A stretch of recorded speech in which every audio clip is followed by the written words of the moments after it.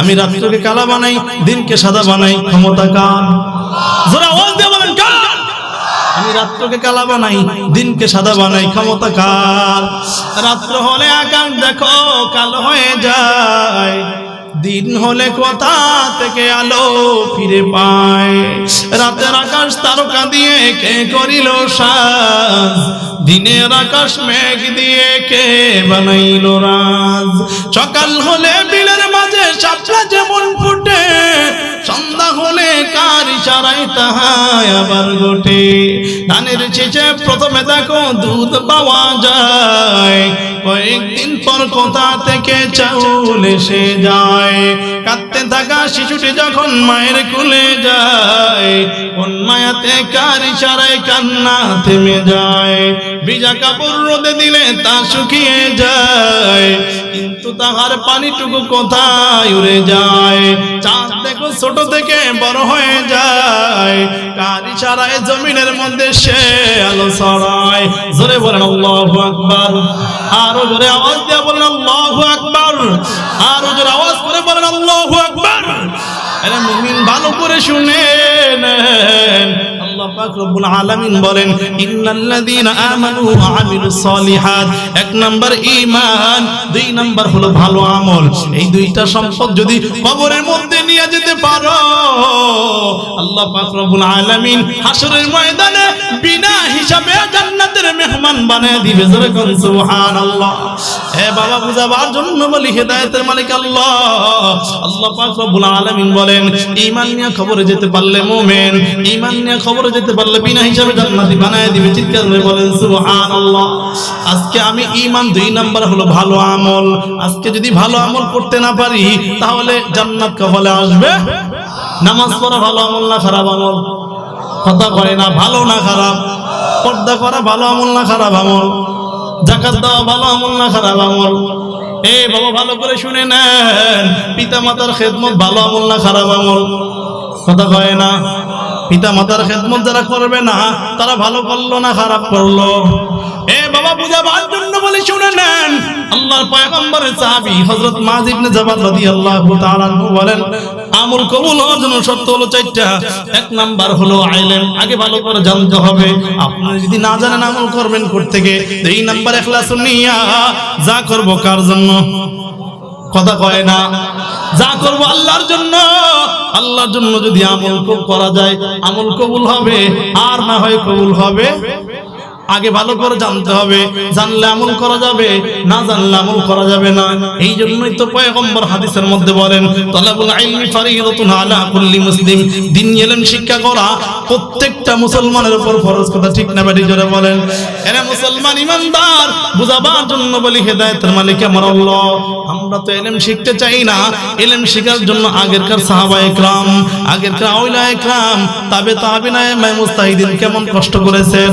আমি হযরত বাইজিদ বোস্তামি রাহমাতুল্লাহি আলাইহি একটা ঘটনা আমি আপনাদেরকে শোনাই। বাইজিদ বোস্তামির ঘটনা শুধু আমরা জানি, তিনি মায়ের খেদমত করেছেন, এতটুকুই জানি, এর থেকে বেশি কিছু জানি না। এ বাবা, বুঝাবার জন্য বলি ভালো করে শুনে নেন, আল্লাহর পয়গম্বরের উম্মত একজন বাইজিদ বোস্তামি রাহমাতুল্লাহি আলাইহির মা বাইজিদ বোস্তামি রাহমাতুল্লাহি আলাইহিকে তার উস্তাদের কাছে নিয়ে যায়। উস্তাদকে ডেকে বলে, উস্তাদ ভালো করে শুনেন, আমার সন্তানটা আমি আপনার কাছে দিয়ে গেলাম, আমার সন্তানটা আমি আপনার কাছে দিয়ে দিলাম। আমার সন্তান যখন বড় আলেম হবে, আমার সন্তান যখন জামানার বড় আলেম হবে, ওই সময় আমার সন্তানকে ছুটি দিবেন, আর না হয় কোনোদিন ছুটি দিবেন না। আমার সন্তান যখন বড় আলেম হইতে পারবে, ওই সময় আমার সন্তানকে ছুটি দিবেন, আর না হয় দিবেন না। ছোট্ট বাচ্চা ওস্তাদের কাছে দিয়া বলে, এ ওস্তাদ, আপনি আমার কাছে ওয়াদা দেন, যদি আমার সন্তান আপনার মতো আলেম হইতে পারে তাহলে ছাড়বেন, আর না হয় কোনোদিন ছাড়বেন না। ওস্তাদের কাছে ওয়াদা নিয়া বাইজিদ বোস্তামি রাহমাতুল্লাহি আলাইহির মা বাড়ির মধ্যে চলে যায়। একদিন, দুই দিন, তিন দিন, এভাবে 1 বছর, 2 বছর, 3 বছর, 4 বছর, 6 বছর যখন হয়ে যায়, বাইজিদ বোস্তামি রাহমাতুল্লাহি আলাইহি তার ওস্তাদের কাছে গিয়ে ডেকে বলে, ও ওস্তাদ ভালো করে শুনেন, দীর্ঘদিন হয়ে গেছে বাড়ি থেকে এসেছি, আমার মাকে আমি একদিন দুই দিন নয় 6 বছর পর্যন্ত আমি দেখি না। আপনি আমাকে একদিন অনুমতি দেন, আপনি আমাকে একদিনের জন্য একটু ছুটি দেন, আমি বাড়িতে গিয়া আমার মায়ের চেহারাটা দেখে আবার আপনার কাছে ফিরে আসবো। বাইজিদ বুস্তামি রহমাতুল্লাহি আলাইহি ওস্তাদ ডেকে বলে, রে বাইজিদ, তোমার মা ডেকে বলেছে যতদিন পর্যন্ত আমার মতো বড় আলেম হতে না পারবা ততদিন পর্যন্ত তোমাকে ছুটি দেওয়া হবে না, ততদিন পর্যন্ত তোমাকে ছুটি দিব না। ছোট্ট বাচ্চা চোখের পানি ফেলে কান্না করে ও ডেকে বলে, ও হুজুর, আমাকে আজকে একটু ছুটি দেন, আমি আবার বাড়ি থেকে ফিরে আসবো। ডেকে বলে, না না না, তোমাকে ছুটি দেওয়া হবে না, তুমি যতদিন পর্যন্ত আমার মতো বড় আলেম হতে না পারবা ছুটি দেওয়া হবে না। বাইজিদ বুস্তামি রহমাতুল্লাহি আলাইহি কান্না করে, ওস্তাদের দেখে মায়া লেগে যায়। ওস্তাদ ডেকে বলে, বাইজিদ, তোমাকে 10 পারা কোরআন তেলাওয়াতের সবক তোমাকে দিয়ে দেওয়া হলো, এই 10 পারা কোরআনের তেলাওয়াত যদি তুমি মুখস্থ করে আনতে পারো আগামীকালকে তোমাকে ছুটি দিয়ে দেওয়া হবে। চিৎকার মেরে বলেন আল্লাহু আকবার। এবার বাইজিদ বুস্তামি রহমাতুল্লাহি আলাইহি গভীর রাতে আল্লাহকে ডেকে বলেন, রে মালিক, কোরআন নাজিল করেছো তুমি। জোরে বলেন, কোরআন নাজিল করেছে কে? আওয়াজ দিয়ে বলেন, কে? কোরআন নাজিল করেছেন আমার আল্লাহ। কোরআন মুখস্থ ক্ষমতা দিয়েছেন কে? বাইজিদ বুস্তামি চোখের পানি ফেলে আল্লাহকে ডেকে বলেন, রে মালিক, আপনি যদি আমাকে ক্ষমতা দেন তাহলে আমি মুখস্থ করতে পারবো, আর না হয় পারবো না। এবার বাইজিদ বুস্তামি রহমাতুল্লাহি আলাইহি একটা করে পৃষ্ঠা উল্টায় আর আল্লাহকে ডেকে বলেন, রে মালিক, এই পৃষ্ঠার মধ্যে তোমার বাণী, তুমি আমাকে মুখস্থ করার ক্ষমতা দিয়ে দাও। এক পৃষ্ঠা করে উল্টায় আর মুখস্থ হয়ে যায়, উল্টায় আর মুখস্থ হয়ে যায়। এক রাতে 10 পারা কোরআন তেলাওয়াত মুখস্থ করে ফেলেছে। জোরে বলেন আল্লাহু আকবার। আরে মুসলমান ইমানদার, বুঝাবার জন্য বলি, ভালো করে শুনে নেন। এবার বাইজিদ বুস্তামি ওস্তাদের কাছে গিয়ে বলে, ওস্তাদ, আপনি আমার 10 পারা কোরআন তেলাওয়াত শুনে নেন।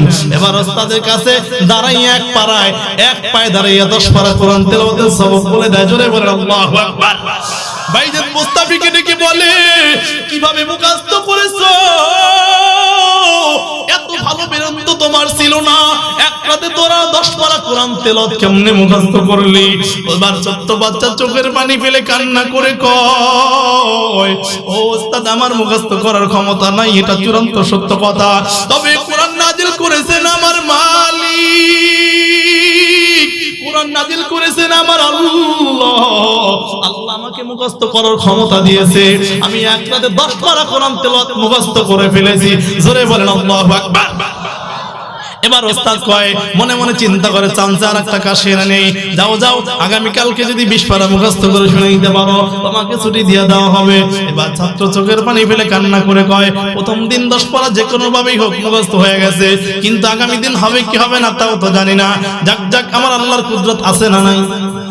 আল্লাহ চাইলে পারে কি পারে না? বাইজিদ বুস্তামি পরের দিন চোখের পানি ফেলে আল্লাহকে ডেকে বলেন, রে মালিক, প্রথম দিন যেমনি ভাবে 10 পারা তুমি আমাকে মুখস্থ করার ক্ষমতা দিয়েছো, দ্বিতীয় দিন তুমি চাইলে পারো। আল্লাহ চাইলে পারে কি পারে না? কথা হয় না, পারে কি পারে না? ও দয়ার আল্লাহ, তুমি চাইলে পারো। বাইজিদ বুস্তামি এবার দ্বিতীয় দিন 20 পারা মুখস্থ করে ফেললো। জোরে বলেন আল্লাহু আকবার। তৃতীয় দিন এবার বাইজিদ বুস্তামি রহমাতুল্লাহি আলাইহিকে ওস্তাদ ডেকে বলে, ছাত্র, ও বাইজিদ, ভালো করে শুনে নে, আগামী কালকে যদি তুমি 30 পারা মুখস্থ করে আমাকে শোনায় দিতে পারো তাহলে তোমাকে ছুটি দিয়ে দেওয়া হবে। এবার বাইজিদ বুস্তামি রহমাতুল্লাহি আলাইহি তৃতীয় দিন অতি গভীর হয় রজনী যখন পারা মুখস্থ করার ক্ষমতা দিয়া দাও, 30 পারা মুখস্থ করার ক্ষমতা দিয়া দাও। আল্লাহ পাক রব্বুল আলামিন বাইজিদ বুস্তামিকে 3 দিনে 30 পারা কোরআনের হাফেজ বানায় দিয়েছে। জোরে কোন সুবহানাল্লাহ। এবার বাইজিদ বুস্তামি রাহমাতুল্লাহ আলাইহি ওস্তাদের কাছে গিয়ে ডেকে বলে, ওস্তাদ আমি 3 দিনে 30 পারা মুখস্থ করে ফেলেছি। ওস্তাদ ডেকে বলে, ভালো করে শুনে নাও, যদি আমার সামনে এক পায়ে দাঁড়াইয়া 30 পারা কোরআন তেলাওয়াত করতে পারো তাহলে আমি তোমাকে এখন ছুটি দিয়ে দিব। ছাত্র ডেকে বলে, ওস্তাদ এই নেন কোরআন শরীফ নেন, আর আপনি শুনতে থাকেন, আমি পড়তে থাকি, শুনতে থাকেন। এবার বাইজিদ সূরা ফাতিহা থেকে শুরু করছে, 1 2 3 4 করে একসাথে 170 সূরা মুখস্থ করে ওস্তাদকে শুনিয়ে দেয়। 6666 আয়াত এক পায়ে মুখস্থ করে ওস্তাদকে শুনিয়ে দিয়ে বলে, এবার আমাকে ছুটি দিয়ে দেন। ওস্তাদ আশ্চর্যান্বিত হইয়া কয়, এটা তো কোনোদিন কোনো মানুষের দ্বারা সম্ভব হয় না। আমার মনে হয় আল্লাহর কোনো কুদরতের সাথে কাজ করতেছে। জোরে বলেন আল্লাহু আকবার। এরে মুসলমান, আপনাদেরকে আমি বোঝাবার জন্য বলি, আজকে দুনিয়ার মধ্যে এত হাফেজ আছে, দুনিয়ার মধ্যে তুমি তাওরাতের কোনো হাফেজ পাইবা না, জবুরের কোনো হাফেজ পাইবা না, ইনজিলের কোনো হাফেজ পাইবা না, বাইবেলের কোনো হাফেজ পাইবা না। শুধু এই পর্যন্তই ক্ষান্ত নয়।